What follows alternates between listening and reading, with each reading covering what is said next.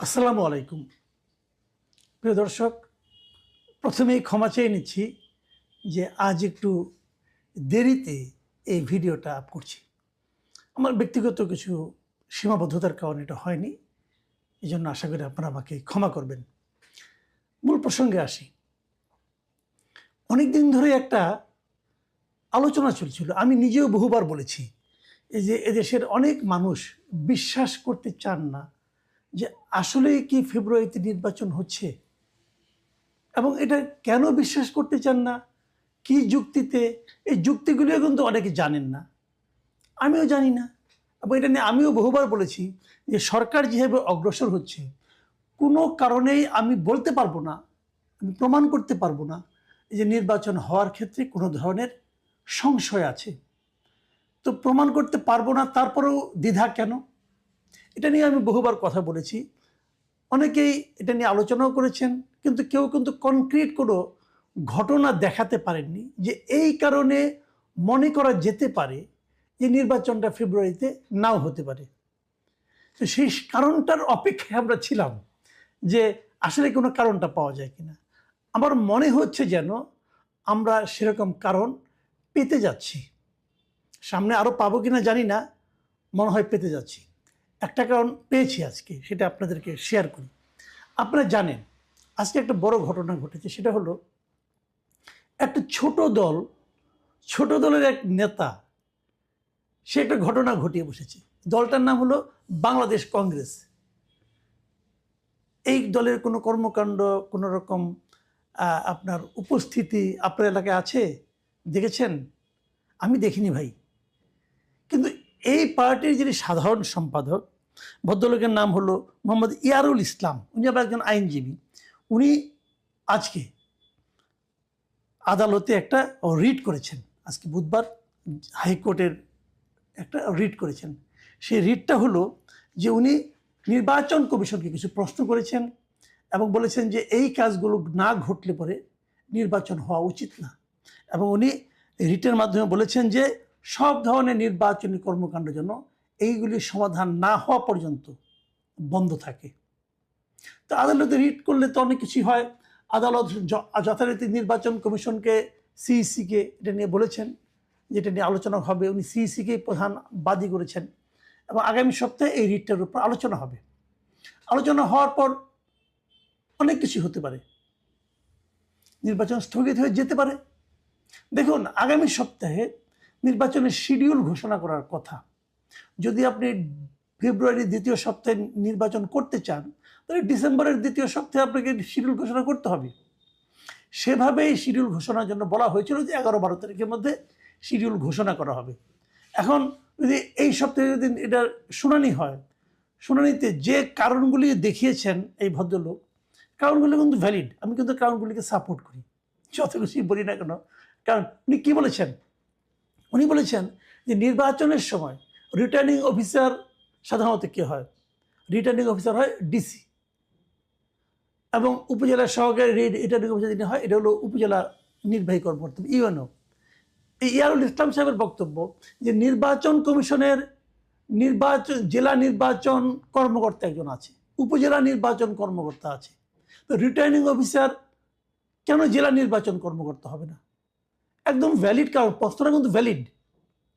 এটা নিয়ে আমি নিজেও বহুবার বলেছি যে কেন ডিসিকে বানাতে হবে, কেন? এবং ডিসিকে যখন আপনি বানাবেন, তখন কিন্তু আপনি প্রশাসনের আন্ডারে চলে গেলেন। তখন কিন্তু নির্বাচনটা পরিচালনা করছে প্রশাসন, নাম হচ্ছে নির্বাচন কমিশন। অনেক সময় বলা হতো না যে নির্বাচন কমিশন হলো পোস্ট অফিসের মতো, ওখানে সেগুলো জমা হয়, ওনারা দেখেন। তাহলে মূল কাজটা কিন্তু করে ডিসি। উনি রিটার্নিং অফিসার, উনি নির্বাচনের ফলাফল ঘোষণা করেন, অনেক কিছু উনি অনেক কিছু করেন, উনি অনেক কিছু করতে পারেন। এবং এটা পারেন বলেই কিন্তু এইবার এই যে নতুন সরকার আসার পর ওই নির্বাচনের সময় যারা যেখানে ডিসি ছিলেন, যারা যেখানে এসপি ছিলেন, তাদের ব্যাপারে তারা কিছু ব্যবস্থা কিন্তু নিয়েছেন। সেই নিয়ে নেওয়াটা একদম আপনার পাইকারি হারে নেওয়া হয়েছে, সেটাও আবার ঠিক হয়েছে বলে আমি মনে করি না। কিন্তু ওনারা একটা জায়গায় ঠিক ছিলেন যে আসলেই নির্বাচনকে যদি ম্যানিপুলেট করতে হয়, তাহলে এই জায়গাটা হলো মূল জায়গা। ডিসি, ইউএনও, এসপি হলো মূল জায়গা। তো তো ইয়ারুল ইসলাম সাহেব এই পয়েন্টটাই বলেছেন যে নির্বাচন পরিচালনা ওনারা কেন করবেন? নির্বাচন পরিচালনা করার জন্য প্রত্যেকটা জেলায় জেলা নির্বাচন কর্মকর্তা নামে একটা পোস্ট আছে, তো উনি কেন করবেন না?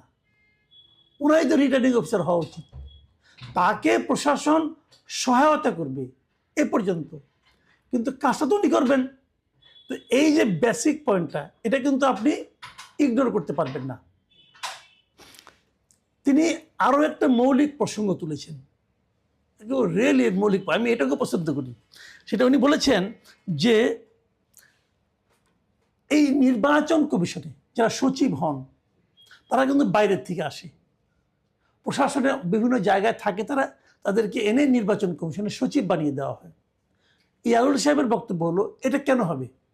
এই জেলা নির্বাচন কর্মকর্তা যারা আছে, নির্বাচন কমিশনের যারা নিজস্ব জনবল আছে, তারা কেন পদোন্নতি পেতে পেতে সচিব পর্যন্ত হতে পারবে না? সচিব অথবা জয়েন্ট সেক্রেটারি তারা হতে পারবে না কেন? এটা হওয়া উচিত, এবং আমিও এর সঙ্গে একমত, এটা হওয়া উচিত, খুবই হওয়া উচিত। কেন আপনি বাইরের থেকে একজন লোককে এনে কমিশনার বানাবেন, কমিশনের সচিব বানাবেন? কেন বানাবেন? এটা উচিত না। সে অন্য একটা সচিবালয় ছিলেন, হয়তো সচিবই ছিলেন, ওনাকে নির্বাচন কমিশনের সচিবালয়ে আনতে হবে কেন? তার মানে কি, এই নির্বাচন কমিশন সচিবালয় পর্যন্ত আমলাতন্ত্রের একটা প্রভাব এখানে রয়ে যায়, থেকে যায়। তখন আমলা দ্বারা নিয়ন্ত্রিত হয় পুরো নির্বাচন ব্যবস্থা, দেশটাই চলছে আমলাদের দ্বারা, কিছু দ্বারা করার নেই। হাসিনারা বলে মূল কাজ কে করছে, অপকর্মগুলি কে করছে? আমলারা করেছে, এবং সেই আমলারা কিন্তু এখনো আছে, বাস্তবিয়ত আছে, সব জায়গায় আছে, কোনো সমস্যা হয় নাই, তারাই চালাচ্ছে দেশ, আগামীতেও হয়তো তারাই চালাবে। তো এই যে আমলাতন্ত্রের বাইরে যাওয়ার জন্য এই যে ওনার আবেদনটা আদালতের কাছে, আমি মনে করি এটা খুবই একটা ভ্যালিড আবেদন। আমি বাংলাদেশ কংগ্রেস পার্টিকে যতই আপনার গুরুত্ব না দেই না কেন, হয়তো গুরুত্ব দেই না, আমি এই পার্টি আমি জীবনে নামও শুনি নাই, এই পার্টির কী উদ্দেশ্য আমি সেটাও জানি না, এই পার্টিতে আমাদের রাজনৈতিক কর্মকাণ্ডে, আমার দেশের সমাজ এবং রাষ্ট্রে এই পার্টির কী অবদান সেটাও আমি জানি না। কেবল জানি যে নির্বাচনের সময় অনেক স্বতন্ত্র প্রার্থী, যাদেরকে 1% ভোটারের স্বাক্ষর জোগাড় করতে হয়, তারা এই সমস্ত পার্টির থেকে নমিনেশন নিয়ে ওই জায়গা থেকে বাঁচে, এবং বিনিময়ে কিছু লেনদেন হয়, এটুকু বিভিন্ন সময় শুনেছি আমি। যাক, সেটা হলো এক প্রসঙ্গ। কিন্তু এই ছোট পার্টির নেতা, সাধারণ সম্পাদক মহাসচিব উনি ইয়ারুল ইসলাম সাহেব, উনি কিন্তু একটা বড় কাজ করেছেন। এই পর্যন্ত একটা পার্ট, এখন আসেন দ্বিতীয় পার্টে আসি। প্রশ্ন হচ্ছে, এই ভালো কাজটা উনি এখন কেন করছেন? আজ থেকে 2 মাস আগে কেন করেন নাই? আজ থেকে 3 মাস আগে কেন করেন নাই?